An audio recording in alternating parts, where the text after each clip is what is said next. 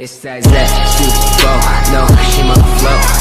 Yeah, yeah, yeah, yeah. It's that From paradise to panic, Hawaii residents and vacationers run for cover, fearing missile attack.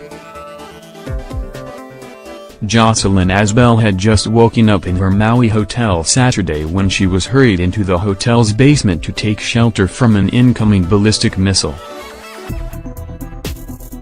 You're thinking, oh my gosh, are we going to die? Is it really a missile headed our way, or is it just a test? The 24-year-old told CNN. We really didn't know.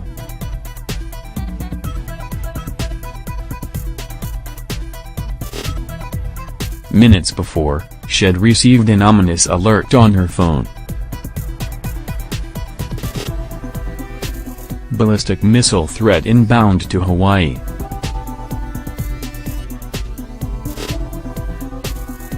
Seek immediate shelter.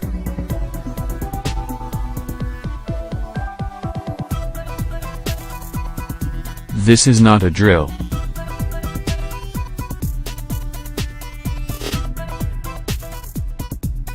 Asbel, her boyfriend and hundreds of other hotel guests were herded like cows into the basement by staff. People are crying and people obviously were super scared, she said. For 20 minutes, Asbel said, they waited. Finally, they were told that the alert was a false alarm, and they were free to resume their day. Asbel said she was super relieved. Hawaii is beautiful, she told CNN. But it's not where I want to die. It was a similar story for other Hawaiian residents and tourists who CNN spoke to Saturday. They described an island paradise turned upside down as people crawled under tables in cafes, were ushered into military hangars and huddled around televisions to watch the news for the latest developments. If a missile were launched by North Korea toward Hawaii, the 1.4 million residents of the islands would have only about 20 minutes notice before it hit. The state's Emergency Management Agency has begun testing the state's nuclear warning siren system. Hawaiians have been told their best plan of action is to remain inside and shelter in place until it's safe to leave. But many on the islands aren't residents, but tourists. They are visiting and have had no experience preparing for a ballistic missile attack.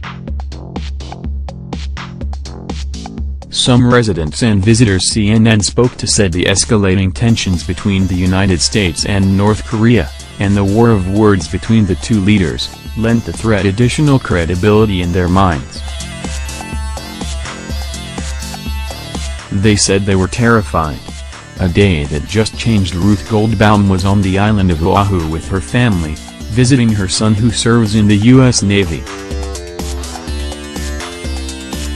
They were about to go boating in Kaneohe Bay, north of the island, when people began receiving the emergency alert. You can just imagine, she said, it was a day that just changed from total recreation and chill to, I wouldn't say panic, but alarm. Close to potential panic. Goldbaum, 69, and the people around her, a mix of military personnel and civilians, were soon hurried into a nearby hangar, not knowing if would be there for days, hours or minutes, she said.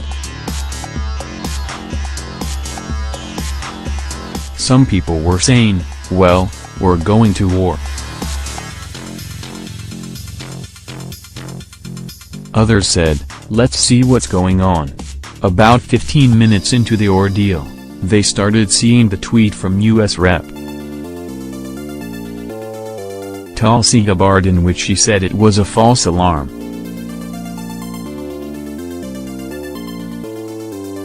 Within those 15 minutes her emotions ran the gamut, from thinking we have to call people and tell them we're safe, tell them what's happening, saying our goodbyes, Goldbaum told CNN.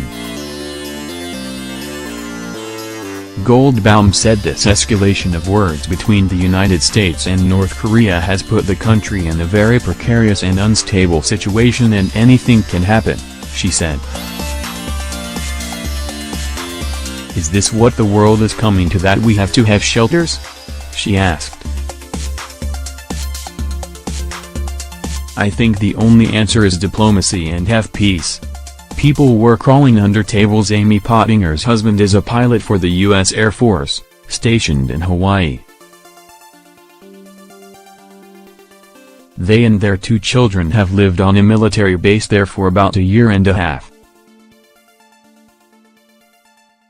Pottinger hadn't seen the alert yet when her husband, who was on his way to work, called to tell her he was on his way home. He was in a cafe on base when phones started going off around him, Pottinger said. As he was leaving, he saw people taking cover.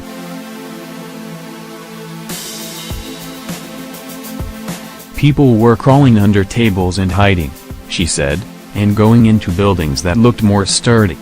How was Hawaii's false missile alert sent out? 1:19 Within about 5 minutes they had a good suspicion that the threat wasn't real, Pottinger said. When asked whether she believed the tensions between the United States and North Korea gave the threat of a ballistic missile attack additional credibility, Pottinger said, absolutely. I like to keep myself educated with what's going on in the news, and that's pseudo-related to my husband's job, she told CNN.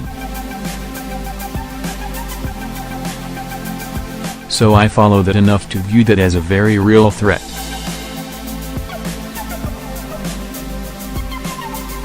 Obviously that only further validates fears that this could be legitimate. Visitors wouldn't know where to go. Kenyatta Hines serves in the U.S. Navy and moved to Hawaii just 3 weeks ago to study to become a chaplain. Hines told CNN's Anna Cabrera she was in the shower washing her hair when she got the alert. I jumped out of the shower to read the message, she said, and tried to call my boyfriend who is actually stationed at Pearl Harbor. At that moment, she said, her phone wasn't able to make a call, which made the situation a lot more stressful. Hines said she had no idea what her next step should be, so she rendezvoused with her neighbors, who have been in the area longer than she has. My neighbors and I tried to figure out if we were going to go by car or run to the nearest shelter, she said. Hines was blessed, she said, that her neighbors were locals and knew exactly what to do. But, she added, she did warn that this is the first time that this has happened. People who were just visiting Hawaii won't know where to go or what to do, Hines said. Vacationers in tears. Adnan Masuela is currently visiting Waikiki with his family to celebrate his father's 40th anniversary, he told CNN affiliate KHNL. This morning we were actually getting ready to go to the beach, he said. I got a 2-month-old.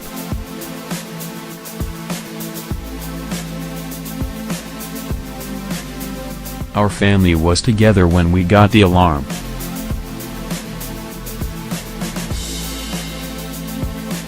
We were actually terrified. The family was staying on the 36th floor of the Hyatt Regency in Waikiki. The hotel told its guests to stay indoors, Masuela said. It was a frantic morning, he told KHNL. My wife was in tears and didn't know what to do. His father, Qutub Masuela, had just arrived the night before.